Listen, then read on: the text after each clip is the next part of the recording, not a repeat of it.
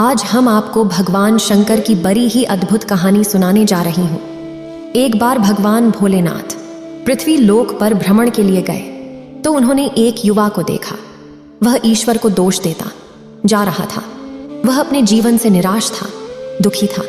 तब भगवान शंकर बौद्ध भिक्षु का रूप धारण करके उस युवा को असली दुख के बारे में ज्ञान देते हैं। तो चलिए इस कहानी के माध्यम से समझते हैं कि असली दुख क्या होता है।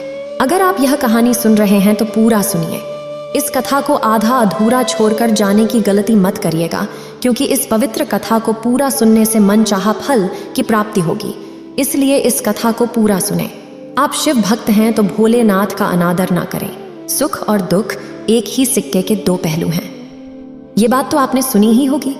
सुख और दुख हमारे जीवन में लगातार आते ही रहते हैं और हमें लगता है कि हमारे जीवन में हजारों दुख हैं, हजारों समस्याएं हैं।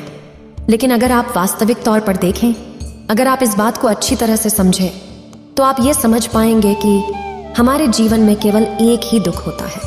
और दुख क्या है वो हम इस कहानी के माध्यम से जानेंगे। और उस दुख का निवारण, उस दुख का समाधान क्या है, वो भी हम इस कहानी में ही जानेंगे। तो इस कहानी के अंत तक जरूर बने रहिए। एक समय की बात है, एक गांव में एक व्यक्ति रहता था। उसका नाम सोनू था। वह बड़ा आलसी था और अपने जीवन से बहुत निराश था। और उसका कारण यह था कि उसने अब तक अपने जीवन में कुछ भी हासिल नहीं किया था। वह कुछ भी नहीं करता था। उसके घर वाले भी इस बात से बहुत परेशान रहते थे। वे चाहते थे कि वे बाहर जाकर कुछ अच्छा काम करें, कोई अच्छी नौकरी कर ले, लेकिन वह उनकी एक नहीं सुनता था। उसके घर वाले दूसरों का उदाहरण देकर उसे ताने मारते थे, उसे तरह तरह की बातें कहते थे, लेकिन उसे कोई फर्क नहीं पड़ता था। जबकि उसके सारे मित्र कामयाब हो चुके थे। कोई अच्छा व्यापार कर रहा था तो कोई अच्छी नौकरी कर रहा था, जिस कारण जब भी वो लोग मिलते तो वे लोग अपनी बढ़ चढ़कर बड़ाई किया करते। लेकिन सोनू कुछ नहीं करता था, जिस कारण जब भी कोई उससे पूछता कि तुम क्या कर रहे हो, तो वह कुछ नहीं कह पाता। उसे यह कहने में बहुत शर्म महसूस होती थी कि वह कुछ नहीं करता। वो हमेशा सबसे केवल एक ही बात कहता था कि मैं कोशिश कर रहा हूं। लेकिन उसकी कोशिशों का कोई भी फल किसी को नजर नहीं आ रहा था। देखते ही देखते अब ऐसा समय आ चुका था कि सोनू सभी से मुंह छिपाता फिरता, ताकि कोई उसे यह न पूछ ले कि तुम क्या करते हो, जिस कारण वो कभी किसी के सामने भी नहीं आता था। धीरे धीरे उसका मन दुखी होने लगा था। वह बहुत निराश रहने लगा था। उसे अब ऐसा प्रतीत होता था मानो वह इस धरती पर बोझ है, जिस कारण वो अपने आप को बहुत अकेला महसूस करता, बहुत तन्हा महसूस करता।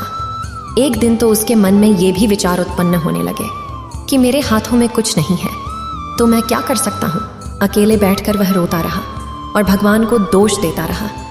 एक दिन छुपता छुपाता वह घर से निकलकर कहीं जा रहा था। तभी उसने रास्ते में देखा कि एक बौद्ध भिक्षु लोगों को प्रवचन दे रहे हैं और प्रवचन में वह दुख की बातें कर रहे हैं। सोनू कुछ देर के लिए अपना मुंह छुपाकर वहीं पर खड़ा हो गया ताकि उसे कोई देख न ले, और चुपचाप वह उन भिक्षु की बातें सुन रहा था। बौद्ध भिक्षु सभी को प्रवचन में कह रहे थे कि दुख हमारा सबसे बड़ा साथी है। हमें दुख अपने जीवन के बारे में समझाता है और हमें सही जीने का तरीका बताता है। यह हमारे गुरु की तरह है, जिससे हमें सीखना चाहिए। आप चाहें तो अपने जीवन में अपने दुखों को अपना गुरु बना सकते हैं और उससे सीख सकते हैं, या फिर आप चाहें तो अपने दुखों पर बैठकर रो सकते हैं। लेकिन इससे आपको कोई लाभ नहीं मिलेगा, बल्कि आप दिन ब दिन और कमजोर होते जाएंगे, निराश होते जाएंगे। सोनू छुप छुप कर उन बौद्ध भिक्षु की ये सारी बातें सुन रहा था। जैसे ही उपदेश खत्म हुआ, वह उन बौद्ध भिक्षु के पास पहुंचा। उन्हें प्रणाम करके वह कहता है, हे महात्मा, अभी आप कुछ देर पहले दुख को गुरु बता रहे थे। आप कह रहे थे कि दुखों से हमें सीखना चाहिए, हमें उन्हें अपना गुरु बनाना चाहिए। लेकिन मैं भी तो अपने दुखों से परेशान हूँ, अपने जीवन से परेशान हूँ। मैंने अब तक जो दुख झेला है, मुझे तो कभी ऐसा प्रतीत नहीं हुआ कि मेरे दुख मुझे कुछ सिखा रहे हैं, बल्कि मुझे तो हमेशा यही लगता है कि वो मुझे पीड़ा दे रहे हैं, तकलीफ दे रहे हैं। पर दुख की पीड़ा बहुत भयंकर होती है। ऐसा लगता है अब इसके बाद हमारा जीवन समाप्त हो जाएगा, इसके बाद हमें कुछ नहीं मिलने वाला, और यहाँ तक कि हमें मृत्यु भी उसके सामने कम लगती है।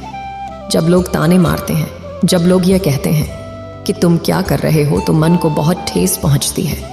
और मैं उनसे कुछ नहीं कह पाता। सोनू की ये सारी बातें सुनकर वो बौद्ध भिक्षुक सोनू से कहते हैं, बेटा तुम्हें क्या दुख है और तुम दुख के बारे में ऐसी बातें क्यों कर रहे हो? सोनू ने अपने ऊपर बीती हुई सारी बातें उन बौद्ध भिक्षु को बता दी और कहने लगा, हे महात्मा, क्या आपके पास मेरे दुख का कोई समाधान है? सोनू की यह बात सुनकर वो बौद्ध भिक्षु मुस्कुराने लगे और सोनू से